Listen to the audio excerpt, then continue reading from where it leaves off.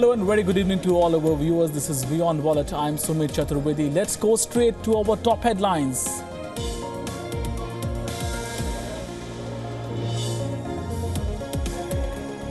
In his first ever US visit after President Trump took charge, PM Modi invites US CEOs to invest in India, says GST is a game changer.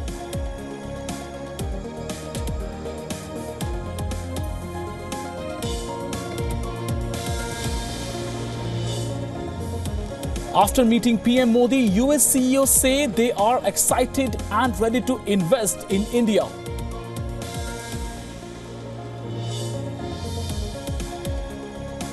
PM Modi hard sells India in US, says the corruption-free record of his government is very good for the country and claims GST would prove to be a game changer in India's growth story.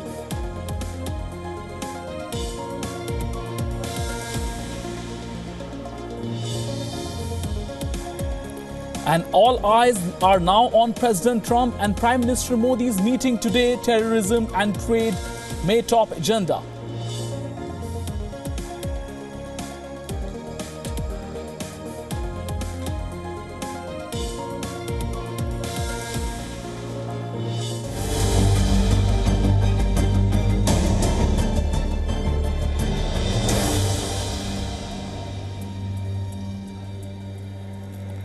Now straight to a top story that is coming from US. Well, PM Modi there met all US CEOs yesterday, where PM Modi has invited these CEOs to invest in India, and his meeting with CEOs yesterday, he said GST is a game changer. PM Modi, during his meeting with the CEOs of top 20 American firms, also said that India attracted the largest amount of foreign direct investment, or FDI, as a result of NDA government's policies. Now, Prime Minister Modi on Sunday said India has now emerged as a business-friendly destination, more so with the upcoming implementation of landmark GST reform beginning next month, while asking CEOs of top US companies to invest in the country. In the roundtable interaction with the group that included Tim Cook of Apple, Sundar Pichai from Google, John Chambers from Cisco, and Jeff Bezos of Amazon. Well, he spoke about the reforms undertaken by his government, saying they numbered over 7,000 and were aimed at ease of doing business and minimum government and maximum governance. He said the world is now focused on India's economy, especially in areas like manufacturing, trade, commerce, and people-to-people contact. Now, due to a young population and a rising middle class on the goods and services tax, PM Modi said its implementation is a complex task that may well turn out to be a subject of studies in US Business School. Now, during the interaction at the Willard Hotel where he is staying, Modi gave a patient hearing to wish list of top bosses. The Prime Minister pointed out opportunities for tourism through developing of hotels in PPP, which is public-private partnership mode, at 500 railway stations in India. PM Modi said his government has focused on improving the quality of life of the people and added that working towards this and requires a global partnership.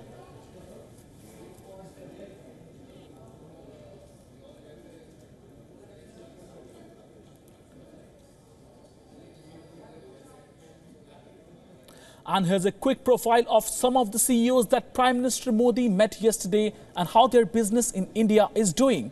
Well, let's start with Apple, that had a double-digit growth over the last year in India, selling 2.5 million iPhones, a record. Well, this makes India's Apple third largest market after the US and China. Take the world's best, but Apple has no plans yet to open its iconic stores in India. Reportedly, the 30% local sourcing norm for single brand retail in FDI is a roadblock. As for manufacturing, Apple wanted 15 years customs duty waivers on import of iPhone kits. Now, with GST coming into force, such concessions would not be workable. Most advanced mobile operating system. And Amazon controls nearly 45% of online retail business. So Apple is a company that has big plans for India and is also focused a lot on India too.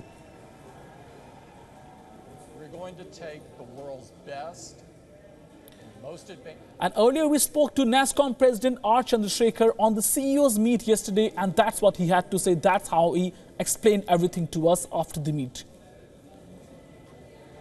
Makes a lot of sense to interact with the CEOs and the industry, because ultimately, while there is a new administration in the government, the interests of businesses have not changed, and they remain very much what they were. The opportunities remain what they were, and therefore, if the focus and emphasis is on that, it will only help to actually stabilize the relationship under the new administration. So I think that's a good foil to have in the high-level interaction with the president. Our position has been very clear that the short-term movement of high-skilled personnel is very much a trade issue.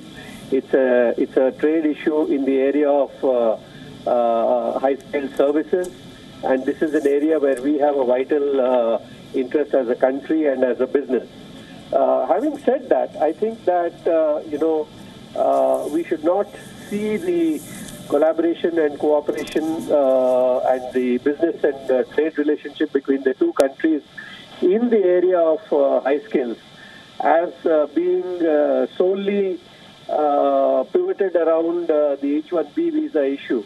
There are many changes which are happening in the industry because of changes in technology, changes in business trends which have come about, because of which already there is a substantial decrease in the number of visas being used by Indian companies. In fact, in the last 2 years, which most of which was prior to the Trump administration coming in the last 2 years, the number of visas being sought by Indian companies has dropped 50%. And this is because of business and technology issues. So there are many other things happening as well. That's one point. And the second is that the fundamental drivers have remained the same. The U.S. needs technically high-skilled people. They have a deficit of them in the U.S. And India has been a good source for such skilled workers. And let's see what all these CEOs had to say after they met PM Modi yesterday. Apple CEO Tim Cook is reported to have told Prime Minister Modi that his company is positive about the production of the iPhone SE in Bengaluru. Now, Cook was among the 21 US corporate leaders who met Modi in Washington on Sunday. According to industry sources, Cook apprised the Prime Minister about the production of Apple's popular iPhone SE model at its Bengaluru facility and the app developers working for Apple. In May, Apple began the initial production of a small number of iPhone SE in Bengaluru, where it had opened its app accelerator to provide specialized support for developers earlier this year in March. As far as Apple developers are concerned, India now accounts for at least 740,000 app economy jobs attributable to our US system. Most advanced mobile operating system and PM Modi also met Amazon CEO Jeff Bezos. Well, US online retail giant Amazon said after that meeting that it would keep on investing and growing in India. The founder and CEO Jeff Bezos said in Washington yesterday. Well, soon after his meeting with Prime Minister Modi, well, Amazon CEO said he had a terrific meeting with Narendra Modi, always impressed, energized by optimism and invention in India. Excited to keep investing and growing. As we know, Bezos was one of the 20-odd US business leaders who met PM Modi on Sunday. Among other big names were Google CEO Sundar Pichai, Microsoft CEO Satya Nadella, and Apple CEO Tim Cook. All four US tech giants have been vying to grow their businesses in India, the last large open market in the world. Bezos' indication that Amazon's investment in India will keep rolling comes at a time when the company has completed 4 years of doing business here and has cornered a sizable chunk of the e-commerce market too. Now, according to analysts, Amazon easily spent over $1 billion in India during 2016 and 17. That rate of investment is only going to go up. It says as Indian rival Flipkart has finally found long-term investors and China's rival Alibaba is stepping up its game in the country India. While India's e-commerce market did witness a slowdown in the past year, Amazon says its growth has been healthy. In the first quarter of 2017, the company Amazon claims to have recorded 85% of business growth over the same quarter a year earlier.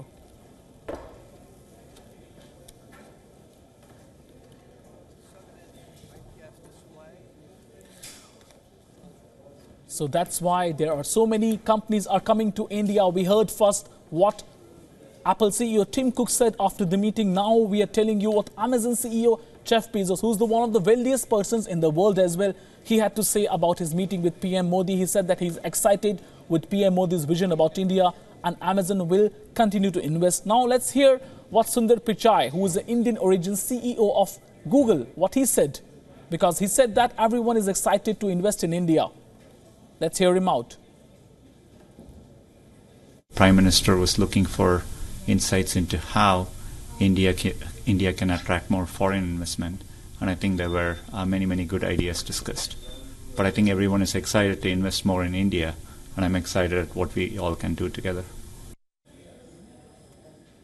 To talk more on this, we are joined by our in-house IT expert and even tech and IT correspondent Ankit Tuteja. Well, Ankit, thanks for talking to us today. Well, you would have heard the CEOs met PM Modi yesterday, and they clearly have committed a lot. According to you, what kind of promising growth India can provide to them?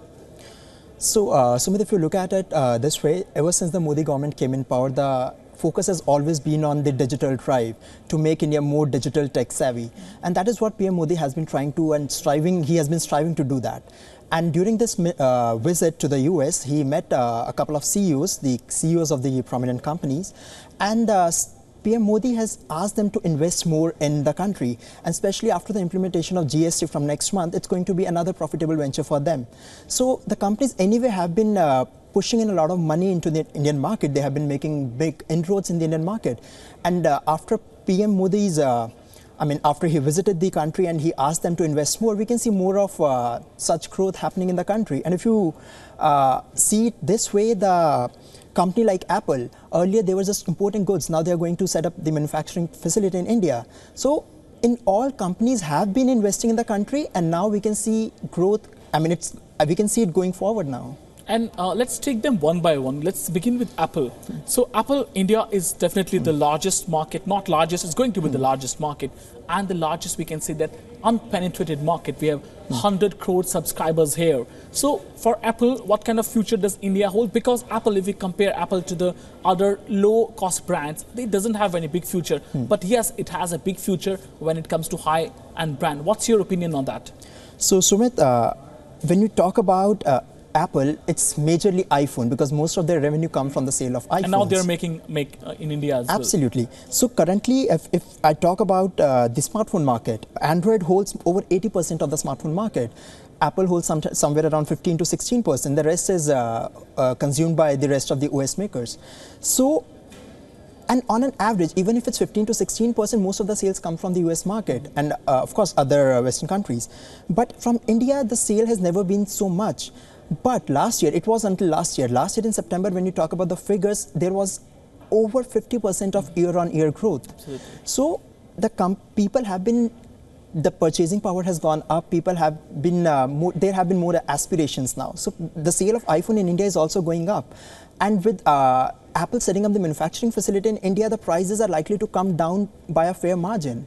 So you can see that there was a time when Apple was just only exporting goods to the Indian market. Now they're setting up their manufacturing facility. It's a clear sign that how the company sees the country to be a profitable venture for them.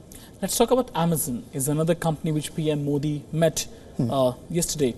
But what kind of future Amazon has? Because here, the homegrown brand, Flipkart and Snapdeal, they're very well entrenched in the market. And what all can they invest in? How can they shape the future of India, and what all areas can Amazon invest in actually?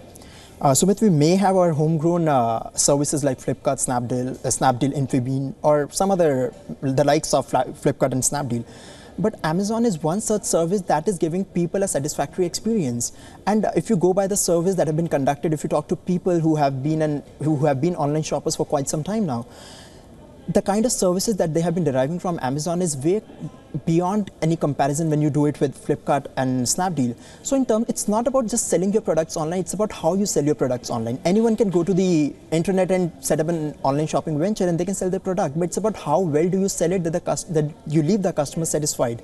So talking about the online space, they have been really providing customers with satisfactory experience. And it's not only about the services, they have a lot of products in the Indian market. It's not only about the software, it's about the hardware as well. And there are barely any products that are doing the rounds on in the US market and are not there in India, be it their Kindle, be it their e-readers.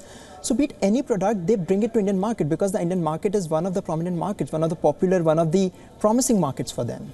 And if you talk about Amazon, if you talk about the kind of red tapeism they have to face, or the kind of, we can say that overall rules and regulation, because that has been a major factor in expansion of major e-commerce giant in India.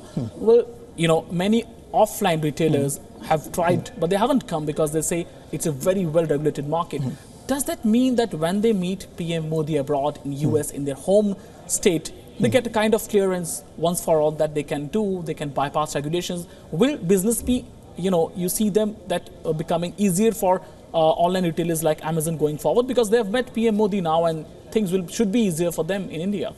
So when you meet a person of this stature, if you meet someone like PM of a country, you can place your request, you can place how you see things to be unfolding in a country, but it doesn't mean that those things would actually take place.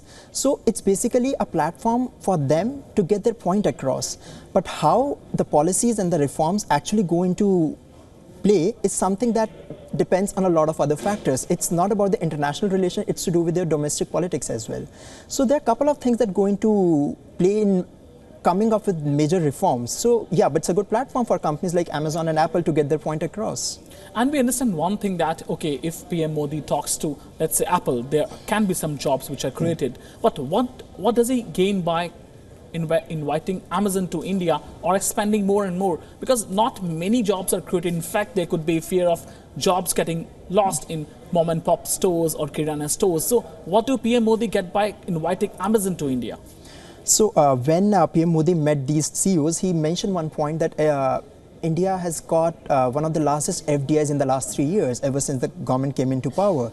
So it's to do with the foreign direct investment. It's to do with how much of the money is being pumped into our country.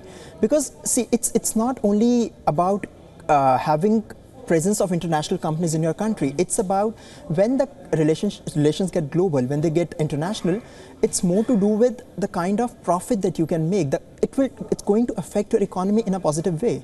So it's more than the international presence of companies in your country and more to do with the economy in a larger scheme of things. Ankit, let's go back to Apple for a while. And Apple, you know, after so much of persuasion and asking for, we can say that all kinds of subsidies and all, started assembling only few iPhones in India.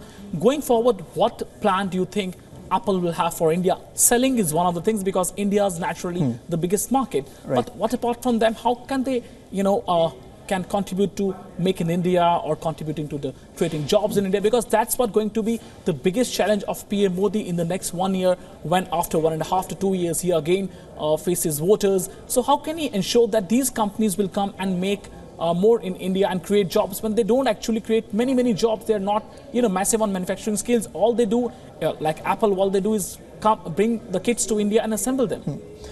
So Sumit, this is one of the major steps that Apple has taken in the years. They are now setting up their manufacturing facility in India, and no one had seen in the last few years to have happened. But now it has happened, it is happening finally.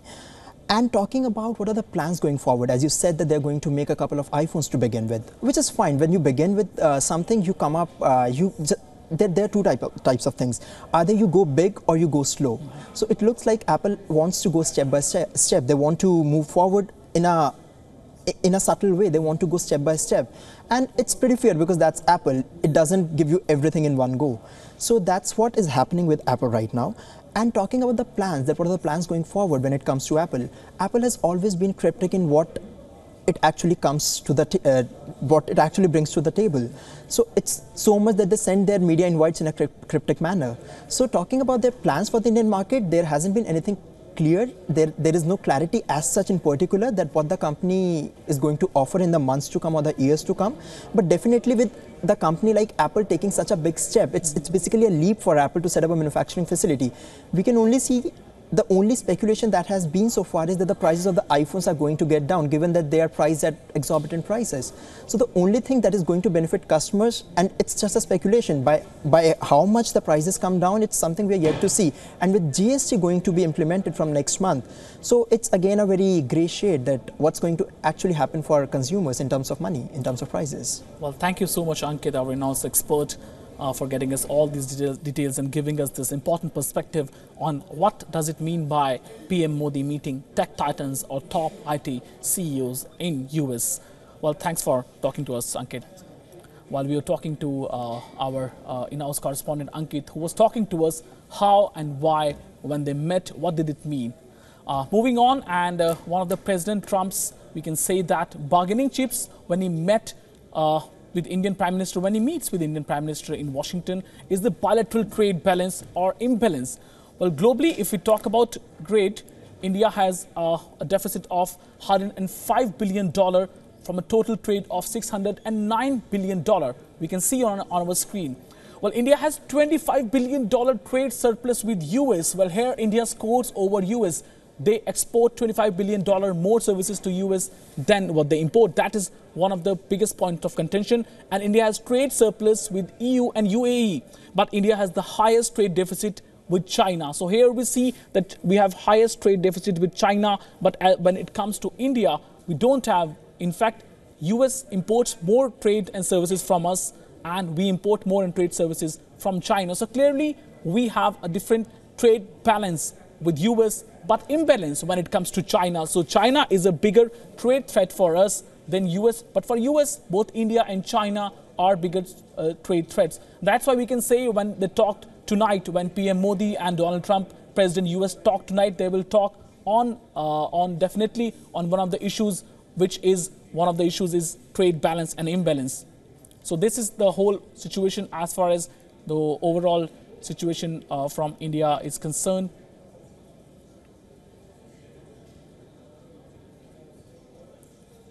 So our correspondent Archit Seshadri is in Washington. There he spoke to Purnima Voria, CEO of National US Chamber of Commerce, soon after Prime Minister Modi's speech yesterday. This is what she had to say in conversation with Archit Seshadri. When it comes to India and U.S. relationships, trade and business is certainly a talking point. How is it going to be different between a Trump America versus an Obama America? I'm now joined by Purnima Voria, who was working under the Obama administration to get minority businesses here in the United States. She is now the CEO of the National U.S. Chamber of Commerce. Thank you for joining us, Purnima. Tell us about that. How different is it for you in a Trump administration versus what it was with the previous Obama administration? I think U.S.-India's relationships have been strengthening, business-wise or otherwise. And I think for me, it is one and the same. Opportunities are there everywhere, whether it's in Modi administration or Trump administration. With the Obama administration, I think Indians got a lot of opportunities. You saw a lot of people in cabinet positions. And I think you'll be seeing that in Trump administration as well. For growth and policy making, I think both the nations have to work together, and I think this meeting with between President Trump of the United States as well as Prime Minister Modi of India is going to be a strategic partnership and strategic dialogue, which is going to benefit both the nations. Let's also talk about how things have changed. Have things changed drastically in the last 6 months? Has there been more, perhaps, a bit of a fear, or is it business as usual? You know, especially with the South Asian community, has there been a little bit of a concern, given what we've seen with what happened to Srinivas Kuchibhotla? There was a girl in Virginia who was attacked on the way going to the mosque. How has race relations changed, if any, in your opinion? I think the races are things that you are seeing right now. It's of a major concern, even to me as a person, regardless of being the CEO of Chamber of Commerce between United States and India. But I think the difference, I would say, is in Obama administration that things were going smoothly. Where it comes to H-1B visa, that has become a major concern in the Indian community. Business-wise, I believe that things are as normal as they were during Obama administration. I don't see much change, but I think it does affect the H-1B visa. There were some challenges with that even before. Major corporations, when the quotas are started right in January, they were taking the big chunk of H-1B kind of expertise coming from India into United States. So small and medium-sized businesses really don't get a chance because the big corporations take a stake in that quota. So nothing is left for a small and medium-sized business to grow by bringing some expertise. If they can't bring expertise, how is their business going to grow? So that is an ongoing issue, but I think it has become a major issue with Trump administration talking about immigration change policies, but nothing has happened so far, so I'm still hopeful. I think if we educate the presidency on how it will affect United States, not India, business-wise, then I think President Trump is going to take a very hard look at it. Besides trade and businesses and H-1B visas, what are some other crucial talking points between Modi and Trump that they should discuss going forward to sort of strengthen that relationship during the term when Trump is in the White House? I think both the leaders know what they need to talk about, but from a layman's perspective, I would say that they really need to focus on anti-terrorism, the ISIS and all the other things that are affecting the world. I think that will be a major focal point. I think it affected India in a big way. And I think India is a target right now. And so is United States. So it's vital for both the leadership to sit down and discuss that at a real meaningful level so that we are able to get some solutions on the table. This is an ongoing thing. It'll require a lot of time. But I think bonding shouldn't be an issue because Prime Minister Modi has bonded with previous president. And I think with Trump it'll be the same because he's a strategist. He knows exactly what he wants out of this relationship. And I think Trump also needs him because United States, as it was known as a superpower, is losing credibility around the world very soon. And it is happening drastically and lately, especially after the new leadership change. So I think it is very important for United States to take a very hard look at India and the Indian Prime Minister and bond with him so that some of the common things that they need to synergize on will only happen if they have a good relationship. So I wish both of them good luck, and I wish from being an Indian-born Indian as well as making America my home, I really wish both of them well, and I'm very positive and optimistic about this relationship going forward. We really appreciate your insights and inputs. Thank you so much. That is a big question that everybody is wondering, how exactly will that conversation and that relationship continue over the next few years? Reporting in Washington, D.C., Archit Seshadri, WION. But this is time for a short break on Beyond Wallet. After the break, we will continue with our special coverage of PM Modi's trip to US and the business impact of that. Stay tuned to WION.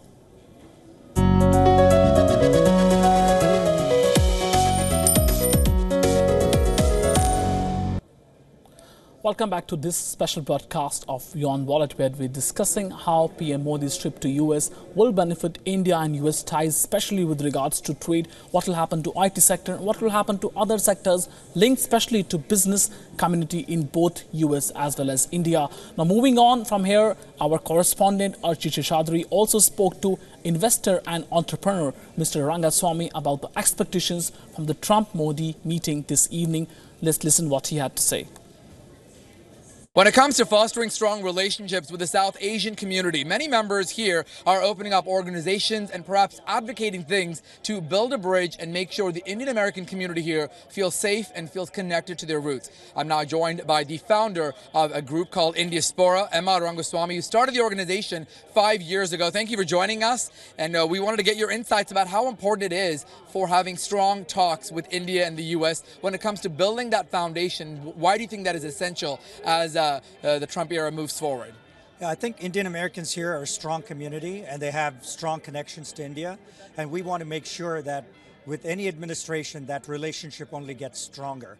And that's one of the roles for Indiaspora is to connect Indian Americans with their homeland.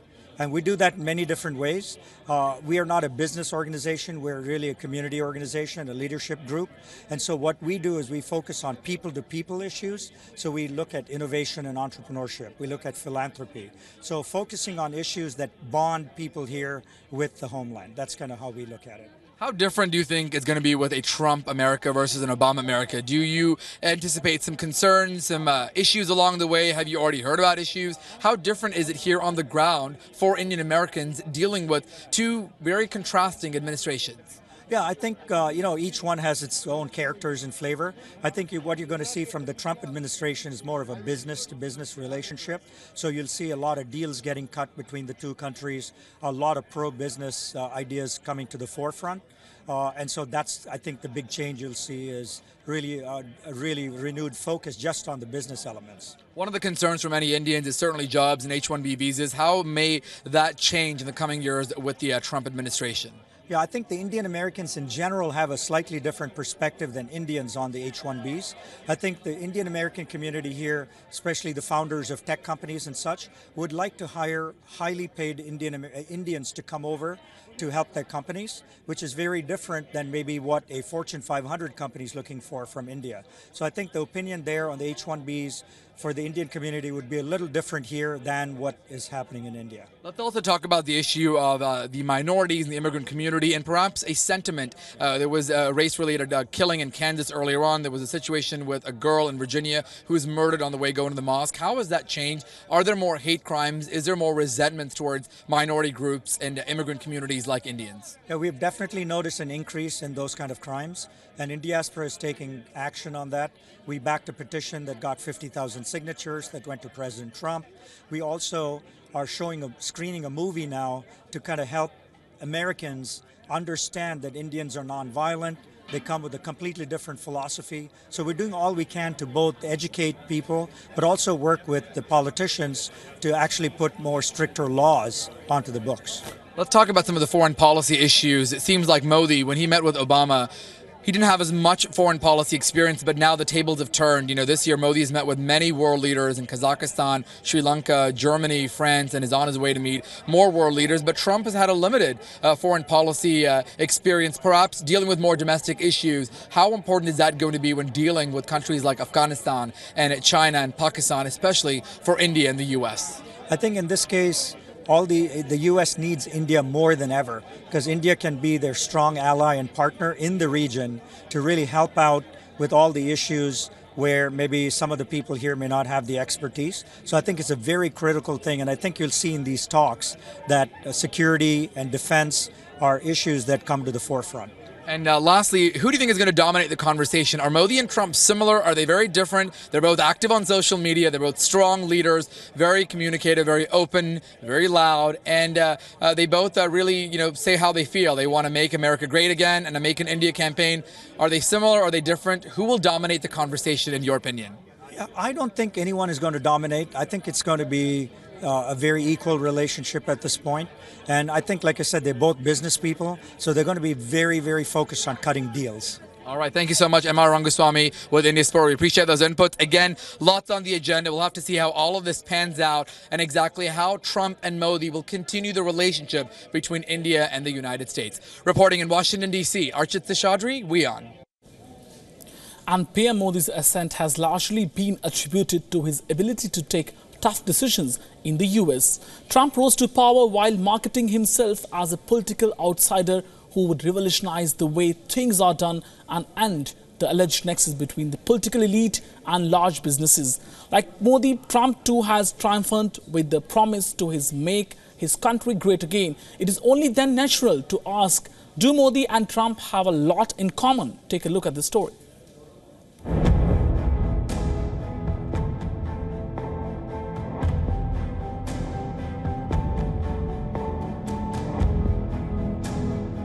They're both outsiders who managed to rise to leadership positions, not just within their parties, but also consolidated their powers with mandates. Modi and Trump have shown that they can break the status quo in prevalent political discourse. Be it his ability to take unilateral decisions that could alter current narratives, आज मध्यरात्रि यानी 8 नवंबर 2016 कि रात्रि को 12 बजे से वर्तमान में जारी 500 रुपए और 1000 रुपए के करेंसी नोट लीगल टेंडर नहीं रहेंगे। Or his push for indigenous growth? मैं आज लाल किले की प्राचीर से विश्व भर में लोगों से कहना चाहता हूं, कम make in India. Prime Minister Narendra Modi is known for his policy-based approach towards governance. Trump, meanwhile, has managed to take decisions that are against popular opinion too, be it repealing Obamacare. Today, the House is voting to repeal and replace the disaster known as Obamacare. We'll see what happens. It's going to be a very close vote. After we repeal and replace Obamacare, and by the way, it's close not because Obamacare is good, it's close for politics. They know it's no good. Everybody knows it's no good. Or his crackdown on travel from 6 Muslim majority nations, which has also been subjected to widespread legal purview. In keeping with his Make America Great Again motto, Trump has managed to curtail influx of immigrants by a crackdown on H-1B visas. Modi too pushed for indigenous growth by bringing in policy initiatives like Make in India, Digital India. But when it comes to global posturing, while Trump has minced no words in criticizing and then pulling out of the Paris Climate Accord, a move denounced by global leaders and also leading to America's greater isolation, India, under the leadership of Modi, has vied for a greater role in South Asian geopolitics. The two leaders have had unique communication strategies. While they have both faced a fair share of criticism, Modi has managed to gain a mass appeal owing to his eloquence, alliterations and acronyms. Trump, meanwhile, has managed to raise quite a storm with his Twitter tirades. The real test of their compatibility will be seen only when the two world leaders meet this Monday. Will Modi and Trump be able to bond over shared concerns, or will differences of interest mar the talks, is a question only time will answer. Bureau Report, WION. To talk more on these issues, the trade relations between India and US, I'm joined by Madhumita Saha, who is an opinion editor at WION, and she also tracks the overall US-India business relations very closely. Well, good evening to you, Madhumita. I would like to first of all ask you, what kind of discussions are likely to take place between PM Modi and Donald Trump as far as business is concerned? Will they, in your opinion, talk about H-1B visa issue? I absolutely think so, Sumit. They are definitely going to talk about H-1B visas there, because if you look at the number of H-1B visas that are issued every year, Indians actually acquire 70 to 86% of the total visas that are issued. So I will give you some figures. Like, out of all the visas, Indians get something like 1,26,692 visas. This happened last year, whereas China, in comparison to India, got a little above 21,000. So 1,26,000, 21,000. That is the huge gap between India and China as far as the H-1B visa holders are concerned. Though China comes to a second, India is the first. So it is a very big concern for India. And I think it should also be a very big concern for Trump in US, because all these big tech companies employ a large number of Indians, and they come from very skilled groups, people with PhDs, people with MS degrees, people with BTech and BE degrees. So all these tech firms, all the academic institutions in the US, they need these Indians to do the job. So we have to understand one thing: nobody is doing India any favor here. It is a very, very mutually beneficial relationship. So Trump's US gains from Indian expertise, India gains from the job opportunities. So I am hoping here that both the leaders would raise and discuss this issue, and we get to solve this amicably rather than like twist someone else's arm and make it a real ego issue here. Well, Madhumita, let's talk about China, which is a common threat to both India as well as US. India and China both are threatened by, India and US both are threatened by China, not only in terms of military presence, but in trade in a big way. You think that when India and China come together, they come closer, that they can, be balanced, there can be a balance between India and China on one hand, India and US on one hand, and China on the other hand. Will there be a potent force when it comes to balancing with China? See, Sumit, I want to point out something. We do not live in an isolationist world anymore. So we are dependent on each other. And we have to understand that we are talking in terms of a globalized world. So India needs US, US needs India, US needs China, India needs China. So this is a mutually beneficial relationship. So what's happening here is we understand each other's national concern, and we also understand the global economy, how it functions. Okay, so like in what ways does US needs China? Because very cheaply made Chinese goods flood the US market. Okay, a lot of Chinese scientists and technologists are working, but at the same time, Indian economy is expanding. And it is a huge market force to deal with. And US would like to have a presence in India.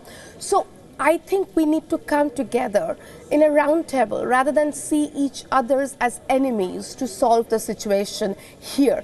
And it will definitely benefit India a lot if India and US can come together, because otherwise the military threat that China poses in the region, or the cheap Chinese good flooding the Indian market or the US market, can be countered to a great extent if India and US start sharing manufacturing potential and also the knowledge-based economy. So those are the two sectors where India and US needs to work more closely to counter the Chinese threat. More specifically, the threat of cheap Chinese good flooding the market. And Madhumita, there is a very pertinent question, which is that India is pushing for Make in India, while US, the President Donald Trump, is pushing for Make in US. How can there be a meeting point between both nations when both nations want more and more manufacturing in their own countries? That is absolutely a crux of a very important problem that would plague the bilateral relationship, I think, because when Modi talks in terms of making India the global manufacturing hub and Make in India, Trump is doing the same, hire US citizens, make stuff in the US. But again, we have to keep in mind that we are not living in an isolationist world. We depend on each other for our national prosperity. So we have to find a common ground as to how to prosper. For instance, when we send our skilled personnel to US also needs to make sure that it opens up knowledge-based sectors in India. So they start doing fundamental research in India too. Simply opening up few manufacturing units of Apple will not do, because companies like Google or Facebook or for instance Amazon, the kind of data science research they do, for instance, the kind of algorithmic research they do, and for which they pay like 140K, 150K to their experts. And many of them are actually Indians, PhD holders. So we need those kind of jobs coming to India. So this is a mutually beneficial relationship, and leaders and tech leaders, political leaders, knowledge leaders, they need to talk among themselves to see how we can cooperate with each other to make this world function better and not exclusively for any one particular country. And Madhumita, on a macro scale, can you tell us if there is a deal in the sense that if they both partner come together and they try to exchange, each other's, we can say that weaknesses and we can say strength, if they try to cooperate there, what do they have for each other? What do US companies have for India, and what do Indian companies have for US? For instance, what US, let me take the US, what US can gain from India. First of all, India's large skilled workforce. As I said, PhDs, MS, BS. They do not need to spend a penny to train this workforce. We are doing it at our government's public exchequer expense in India. We just send them there. They use this brain power to churn out huge amount of profit. Okay. Then there is a very large market for companies like Apple, Google, Amazon, YouTube, Netflix. Netflix has come up with this entire Netflix India. So there is this consumerist market there also. The academic institutions in the US get benefited every day from the number of PhDs we are sending out there, the number of academicians we are sending out there. And Indians also have a lot to benefit from the US. For example, the job opportunities that US market is creating for us. So 1,26,000 highly skilled professionals would find jobs there, an amount of revenue they generate, the amount of money they send back to India. Okay, and then, you know, in this way we can hope that some amount of high-end research that is going on in the US can also be channeled back to India. And yes. Yeah. If we look at the recent history, PM Modi went there, a couple of times in the last 2-3 years. He went there, invited US companies, which promised, and the same kind of noise they made, and everything looked so good and rosy at that point of time that they will come to India definitely. But look at Tesla, where have they gone? Now they are talking about going to China and producing cars there. Tesla, PM Modi himself went to Tesla's plant over there in US. So we have seen the actual we can say that the reality on the ground, the actual work on the ground, or walk the talk has been very, very less. This time also PM Modi has gone there and CEOs have promised, but nothing or very less is actually happening on the ground. What do you make out of it? Okay, Sumit, I have to explain a few things here. Two things are very important to attract jobs in India. First, we have to ensure that these people would open up manufacturing units only in India when we can promise them labor at a very cheap rate.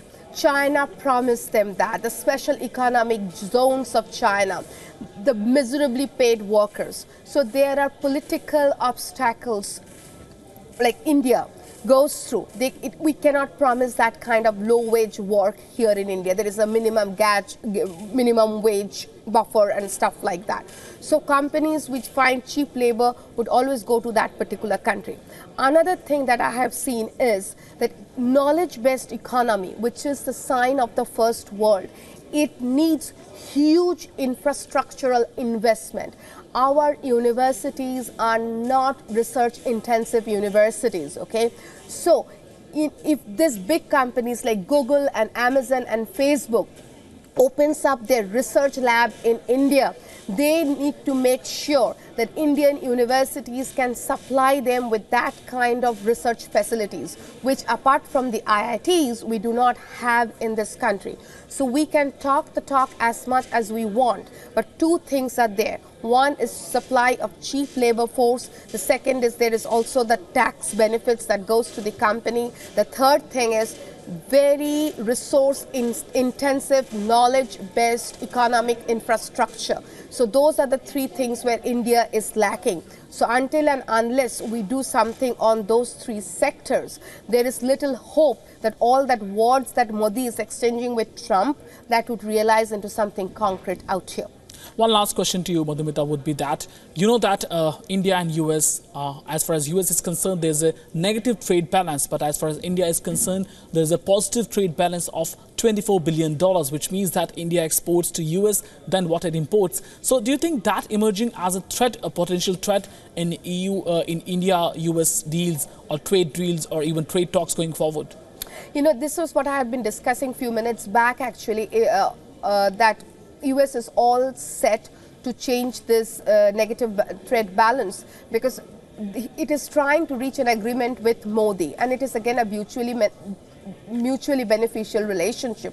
We need clean energy. That has been Modi's promise to the Indian citizens. And Trump needs to generate more jobs. So what Trump is going to pressurize Modi into is more liquid natural gas. So US is going to send more liquid natural gas to India, which we need to promote clean energy usages in India. So that would, energy cooperation would become another very important issue because of this trade balance deficit. Right. Thank you so much, Madhumita Saha, for joining us and getting us all these details and this important perspective as far as the today meeting of PM Modi and President Trump is concerned. And moving forward and taking news from other sectors, first comes the aviation sector in India, where as government looks at privatizing Air India or Maharaja, the pilots there want salary dues to be cleared first. The proposal to privatize Air India is a welcome move, but salary areas should be settled first as promised earlier, feels the pilots at the national carrier. While facing tough financial conditions, Air India had resorted to salary cuts in 2012. Since then, arrears have been accumulating even as certain section of employees accepted revised pay scales. The arrears to be paid to the 27,000 odd staff of Air India, that includes pilots and cabin crew, are estimated to be around rupees 1,200 crore. Out of the total amount, rupees 400 crore is due for pilots. When Ashwini Lohani, the current CMD of Air India, took over the reins of the alien carrier nearly 2 years ago, he had assured that all pending dues would be paid in a phased manner. Now, as the government looks at privatization and other options to revive the airline, pilots want the salary dues to be cleared first before any decision is taken at the highest level amid uncertainty over the future course of action. According to pilots, if the government privatizes the airline Air India, they would like to start on a clean slate rather than just outsourcing the current problems such as salary arrears to new investors. So while discussions are still at initial stages on the way forward for the debt-laden Air India, sections of employees seem to be on different page when it comes to idea of privatization.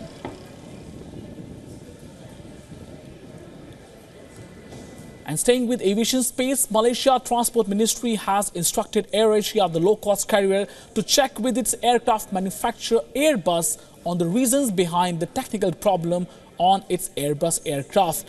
The Deputy Minister of Transport Ministry of Malaysia said the Airbus manufacturer was responsible for ensuring every aircraft was safe and to look for a remedy if there were problems. The Airbus A330 from Perth to Kuala Lumpur experienced problems about 90 minutes into the journey recently.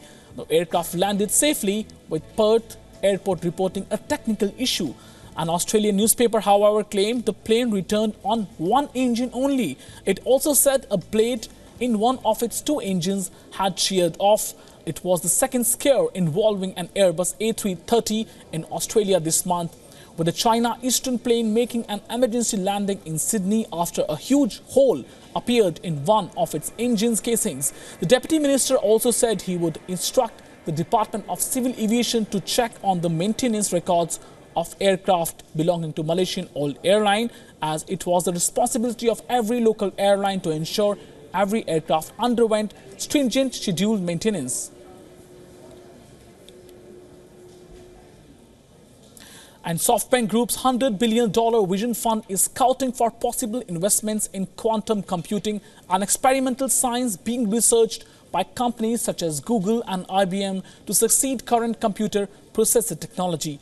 The Vision Fund, which has attracted investment from the Public Investment Fund of Saudi Arabia, Apple and other large institutional backers, is investing in cutting-edge technologies from virtual reality to the Internet of Things.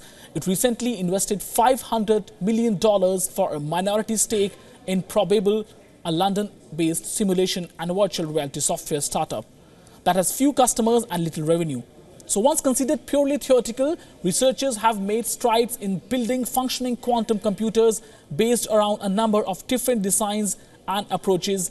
International Business Machines Corp, Alphabet's Google and Rigetti Computing, a San Francisco-based quantum computing startup, have created working machines around one method.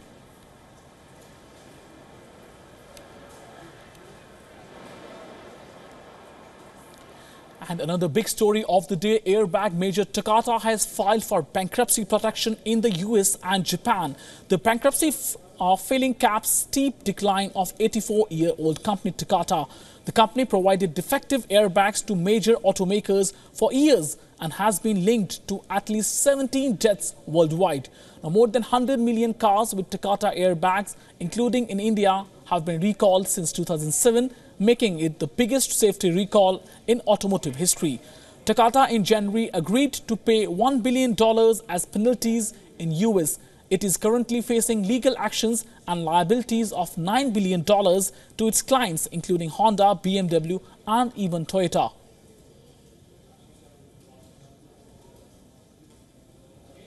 And moving to Southeast Asia, where non-performing loans at Thailand's banks are set to peak toward the end of current year, according to Fitch Ratings, an outlook that may salve investor sentiment in one of Asia's worst performing stock markets this year. Thai economic growth is subdued but relatively stable at about 3%, signaling a slower expansion in bad loans in the months ahead and an eventual peak by year end or just after. Well, gross non-performing loans at commercial banks in Thailand have climbed to 2.94% of total loans in first quarter, Bank of Thailand data showed. Well, that's the highest level since 2011, underscoring challenges for lenders from a lackluster economy and elevated household debt. For now, Fitch continues to have a negative outlook on country's banking sector. The banking sector of Thailand has a combined market value of roughly 2.2 trillion baht or $65 billion or 14% of the set index total stock market value. Rising bad loans risk is denting investor sentiment now in Thailand as well.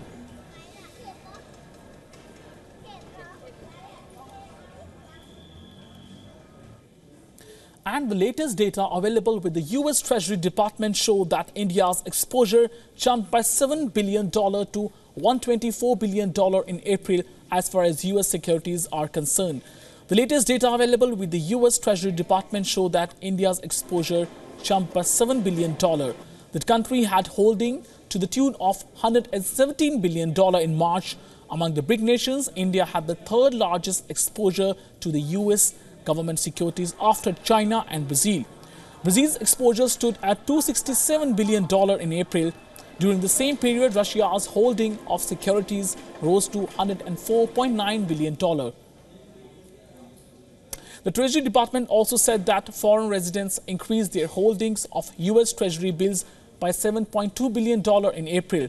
India has hiked its exposure to securities amid the US economy seeing relatively better economic growth trends. The real gross domestic product or GDP increased at an annual rate of 1.2% in the first quarter of 2017 as per latest estimate from the Bureau of Economic Analysis that was released last month.